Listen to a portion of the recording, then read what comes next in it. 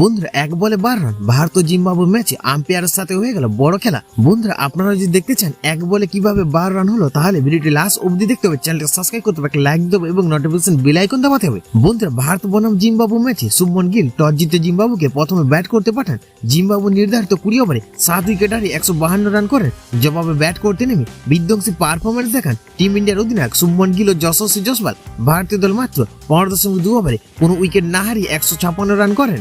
বন্ধুরা কিন্তু এই ম্যাচে একটি অবাক করা কাণ্ড ঘটে যায়। এই ম্যাচে মাঠে আম্পায়ার এক বড় ব্লান্ডার করে ফেলেন। আসলে আম্পায়ার ভুলে জানছে ওভারে কয়টি বল করেছেন বোলার, যার কারণে কিছুক্ষণ খেলা বন্ধ থাকে। বন্ধুরা এই ঘটনা 17তম ওভারে ঘটেছিল।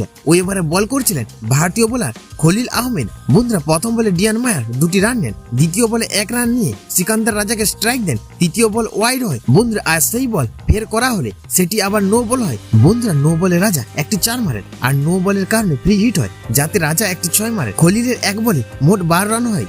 বন্ধুরা চতুর্থ বলে রাজা 1 রান নেন আর মায়ার্সকে স্ট্রাইক দেন। এরপর মায়ার্স পঞ্চম বলে 1 রান নেন। বন্ধুরা আর বড় খেলা হয়ে যায় এইখানে। মাত্র 5 বলে ওভারে সমাপ্তি ঘটে আম্পায়ার। বন্ধুরা ওয়াইড আর নো বল নিয়ে এতটাই কনফিউজ হয়ে যান আম্পায়ার যে তিনি বল গুনতে ভুলে গিয়েছিলেন। তিনি আবার বল গুনতে বসেন। নিজে ভুল বুঝতে পেরে ফের খলিলকে শেষ বল করার জন্য ডাকেন আম্পায়ার আর শেষ বলে রাজা 1 রান নেন। মোট 8 বল করা হয় ওই ওভারে, যেখানে জিম্বাবুয়ে দল 18 রান পায়।